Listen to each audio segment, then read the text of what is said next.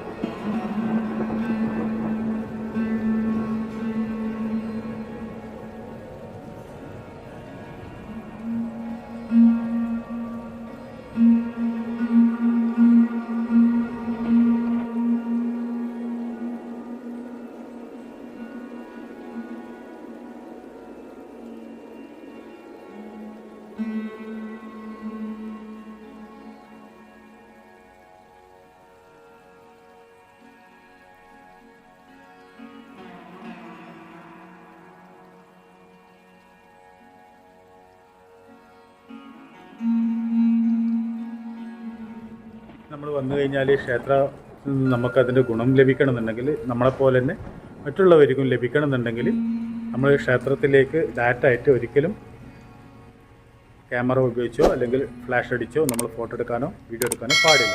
ഇത് ക്ഷേത്രവിരുദ്ധമായിട്ടുള്ള ഒരു പ്രവർത്തനമാണ്.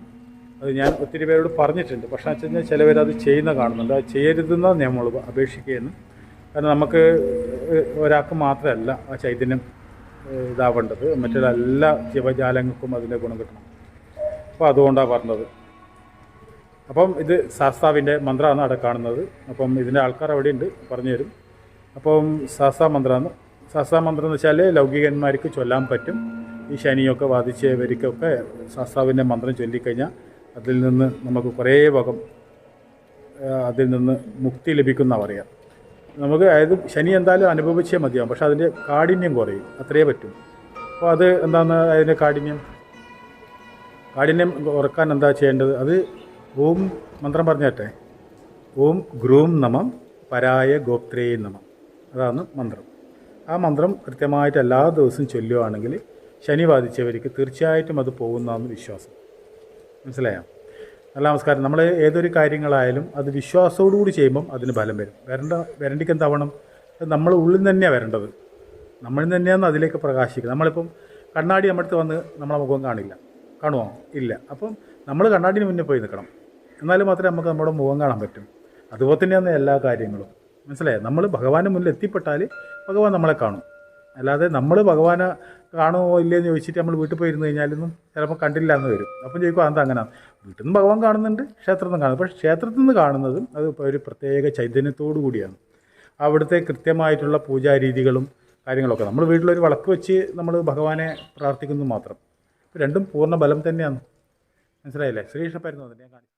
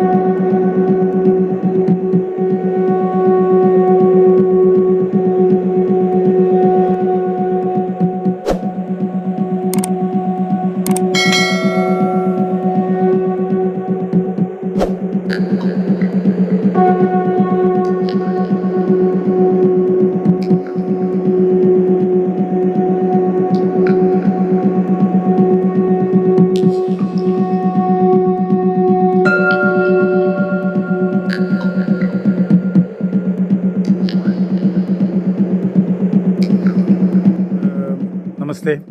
എന്താ പേര്? വേണുഗോപാൽ. ക്ഷേത്രത്തിൻ്റെ സെക്രട്ടറി ആണല്ലേ? എത്ര പേരുണ്ട് അംഗങ്ങൾ ഇതിൽ? 25 ഉണ്ടല്ലേ? മാതൃസേവാ സമിതി ഉണ്ടോ? മാതൃസമിതി അല്ലേ? പിന്നെ ഇവിടെ അന്നദാനം ഉണ്ടോ? ഉത്സവത്തിൽ 10 ദിവസം ഉത്സവം വരുന്നല്ലേ? ആനയുണ്ട് ഇവിടെ? ഒന്നുണ്ടാവും അല്ലേ? തെടുമ്പ് നിർത്തുണ്ടോ? ഉണ്ടാവും അല്ലേ? പിന്നെ 10 ദിവസം ഉത്സവ കലാപരിപാടികളോട് കൂടിയിട്ടാണല്ലേ? പിന്നെ വേറെന്താ ഈ 10 ദിവസം തെടുമ്പ് നിർത്തുണ്ടോ? ഇരട്ടത്തെടുമ്പാന്നോ? എഴുന്നേൽത്തുണ്ടാവും അല്ലേ? പിന്നെ എനിക്കറിയാനുള്ളത്, പിന്നെ എത്ര മണിക്കാണ് ഇവിടെ നട തുറക്കാറ്? രാവിലെ 5:30. എത്ര മണിക്ക് അടക്കുക? അത് ഞാൻ ശാന്തിയോട് ചോദിച്ച് മനസ്സിലാക്കിക്കോളാം. ശാന്തി പറഞ്ഞു തരുമല്ലോ, നിങ്ങളൊന്ന് പറഞ്ഞാൽ മതി ശാന്തിയോടും. പിന്നെ അതുപോലെ തന്നെ ഉത്സവം ഏത് മാസം വരുന്നത്? ജനുവരി 20 അടുപ്പിച്ചാണ് വരുന്നത് അല്ലേ?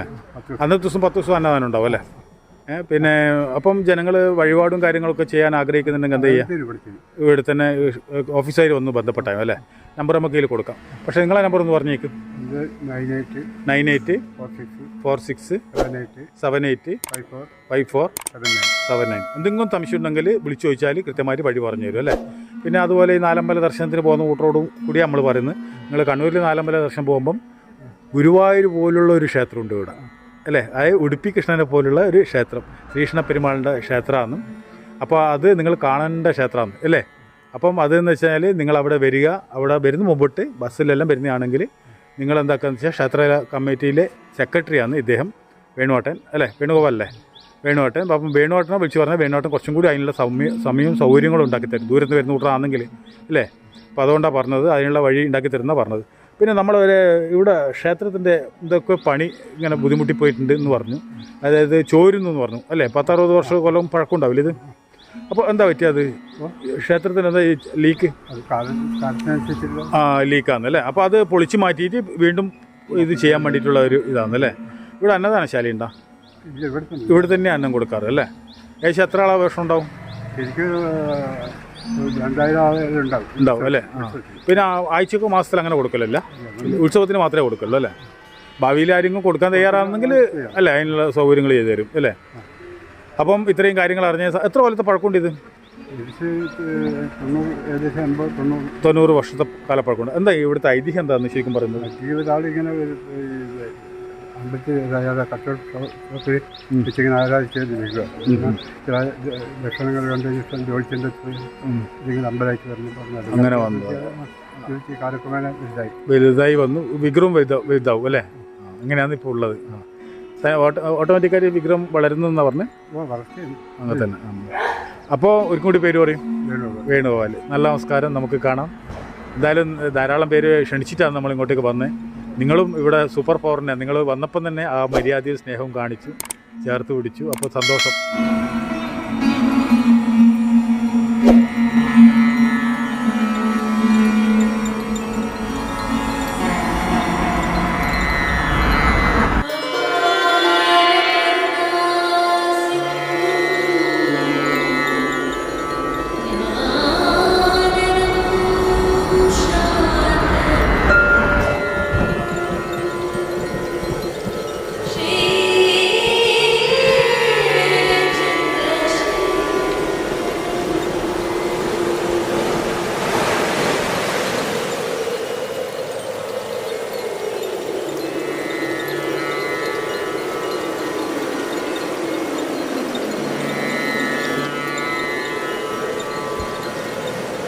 ധാരാളം പ്രാവുകളുണ്ട് കേട്ടോ ഇവിടെ. അതുകൊണ്ട് അതിനൊക്കെ ഉണ്ട്. ഇത് ക്ഷേത്ര ഓഫീസാണ് കേട്ടോ. ഒരു സമയം നമുക്ക് നിർത്തി തന്ന മഴയൊക്കെ ചെറുങ്ങനെ ഒന്ന് പറഞ്ഞു.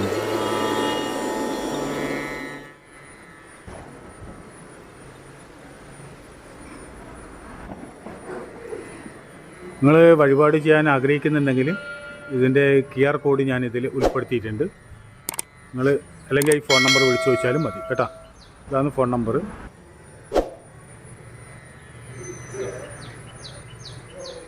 ഇതാണ് QR കോഡ് കേട്ടോ. നിങ്ങൾക്ക് ഇതുമായിട്ട് ബന്ധപ്പെട്ടാൽ മതി. എന്നാൽ പിന്നെ വ്യക്തമായിട്ട് നിങ്ങൾക്ക് അത് ചെയ്തു തരും അവർ. നിങ്ങൾ കാണേണ്ട ക്ഷേത്രം തന്നെയാണ്, സൂപ്പർ പവറുള്ള ക്ഷേത്രം തന്നെയാണ് കേട്ടോ.